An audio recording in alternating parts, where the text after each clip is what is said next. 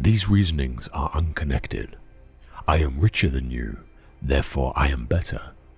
I am more eloquent than you, therefore I am better. The connection is rather this. I am richer than you, therefore my property is greater than yours. I am more eloquent than you, therefore my style is better than yours. But you, after all, are neither property nor style.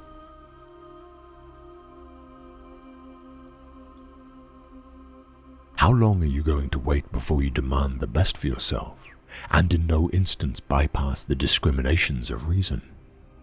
You have been given the principles that you ought to endorse, and you have endorsed them. What kind of teacher, then, are you still waiting for in order to refer your self-improvement to him? You are no longer a boy, but a full-grown man.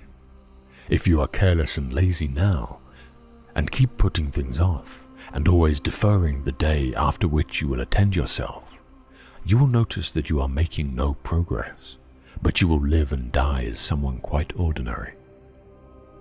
From now on then, resolve to live as a grown-up who is making progress, and make whatever you think best a law that you never set aside.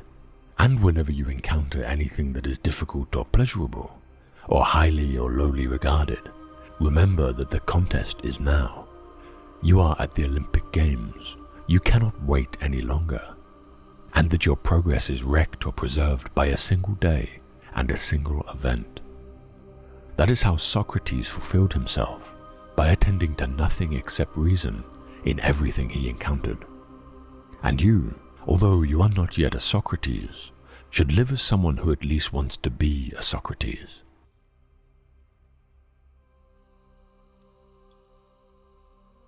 You know yourself what you are worth in your own eyes, and at what price you will sell yourself, for men sell themselves at various prices.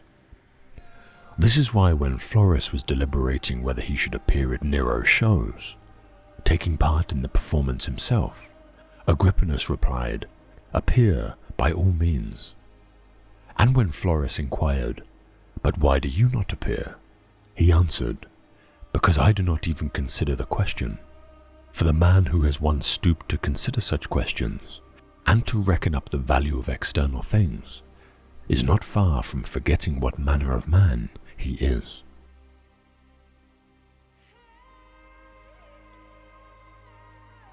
Most of what passes for legitimate entertainment is inferior or foolish, and only caters to or exploits people's weaknesses. Avoid being one of the mob who indulges in such pastimes. Your life is too short, and you have important things to do. Be discriminating about what images and ideas you permit into your mind. If you yourself don't choose what thoughts and images you expose yourself to, someone else will, and their motives may not be the highest. It is the easiest thing in the world to slide imperceptibly into vulgarity, but there's no need for that to happen if you determine not to waste your time and attention on mindless pap.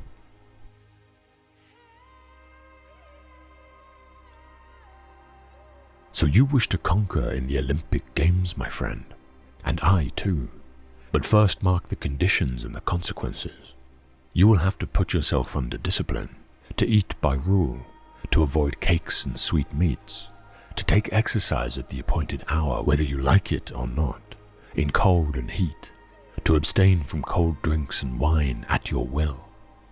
Then, in the conflict itself, you are likely enough to dislocate your wrist or twist your ankle, to swallow a great deal of dust and be severely thrashed, and after all of these things, to be defeated.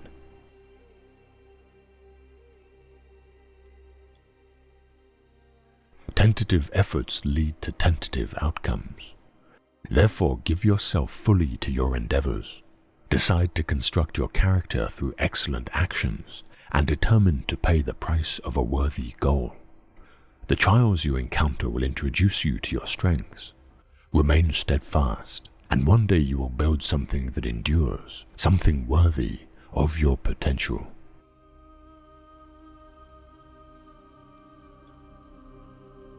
Men are not disturbed by things, but by the views which they take of things. Thus death is nothing terrible, else it would have appeared so to Socrates. But the terror consists in our notion of death, that it is terrible. When therefore we are hindered or disturbed or grieved, let us never impute it to others, but to ourselves. That is, to our own views. It is the action of an uninstructed person to reproach others for his own misfortunes, of one entering upon instruction to reproach himself, and of one perfectly instructed to reproach neither others or himself.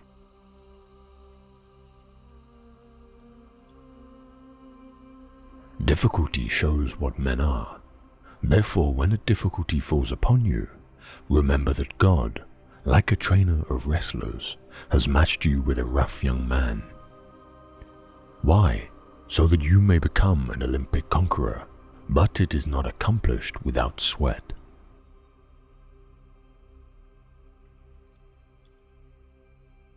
Your happiness depends on 3 things, all of which are within your power: your will, your ideas concerning the events in which you are involved, and the use you make of your ideas.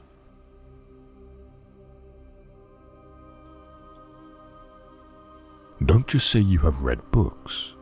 Show that through them you have learned to think better, to be a more discriminating and reflective person. Books are the training weights of the mind. They are very helpful, but it would be a bad mistake to suppose that one has made progress simply by having internalized their contents.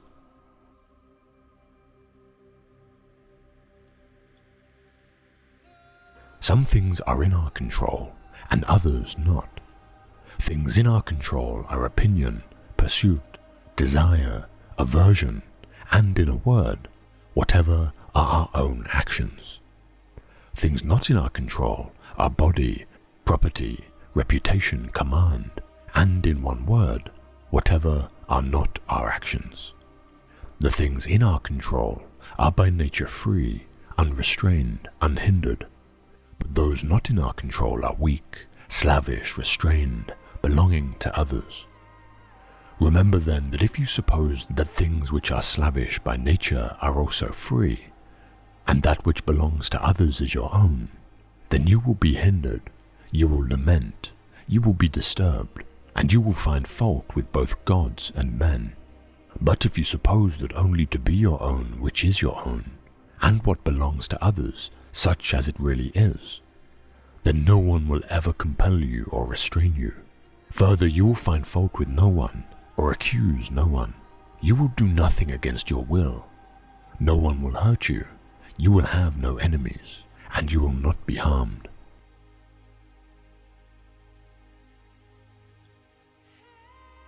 Never depend on the admiration of others. There is no strength in it. Personal merit cannot be derived from an external source. It is not to be found in your personal associations, nor can it be found in the regard of other people. It is a fact of life that other people, even people who love you, will not necessarily agree with your ideas, understand you, or share your enthusiasms. Grow up. Who cares what other people think about you?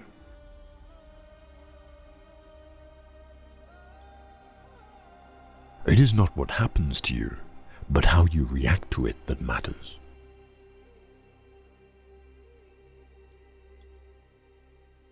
He who laughs at himself never runs out of things to laugh at.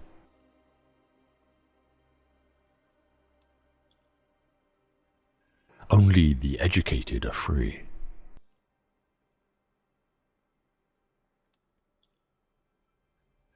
The greater the difficulty, the more glory in surmounting it. Skillful pilots gain their reputation from storms and tempests.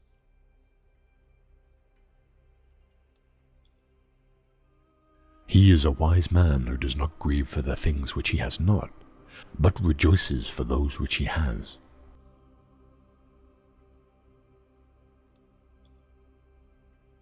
Seek not the good in external things, seek it in yourselves.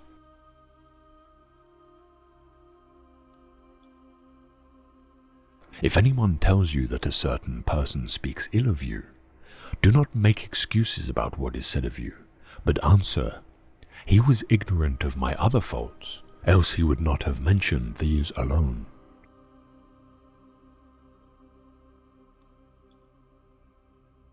Any person capable of angering you becomes your master. He can anger you only when you permit yourself to be disturbed by him.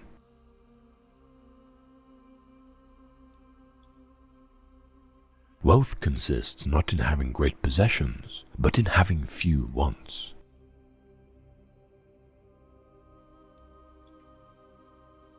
Don't explain your philosophy, embody it.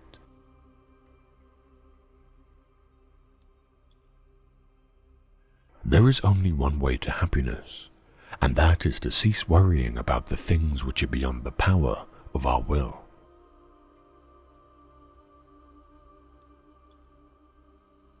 If you want to improve, be content to be thought foolish and stupid with regard to external things. Don't wish to be thought to know anything, and even if you appear to be someone important to others, distrust yourself, for it is difficult to both keep your faculty of choice in a state conformable to nature, and at the same time acquire external things. But while you are careful about the one, you must of necessity neglect the other.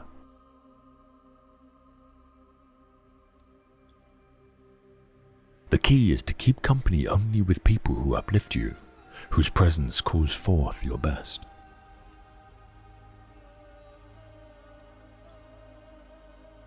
If you would be a reader, read. If a writer, write.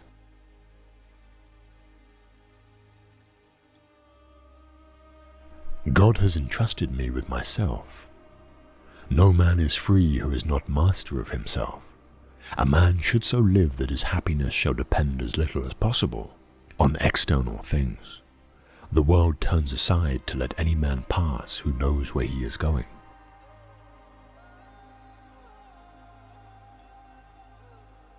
Remember, it is not enough to be hit or insulted to be harmed.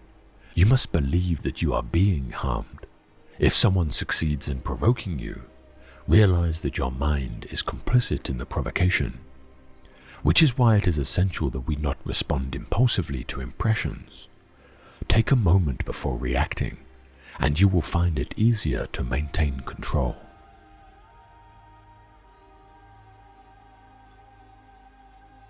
A ship should not ride on a single anchor, nor a life on a single hope.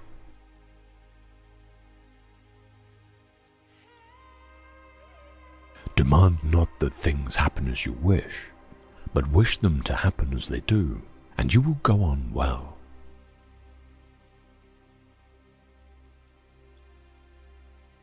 Remember that you ought to behave in life as you would at a banquet. As something is being passed around, it comes to you. Stretch out your hand, take a portion of it politely. It passes on, do not detain it. Or it has not yet come to you, do not project your desire to meet it, but wait until it comes in front of you. So act toward children, so toward a wife, so toward office, so toward wealth.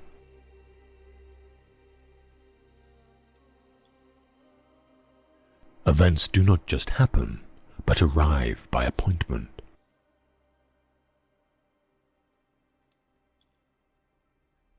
Either God wants to abolish evil and cannot, or he can but does not want to.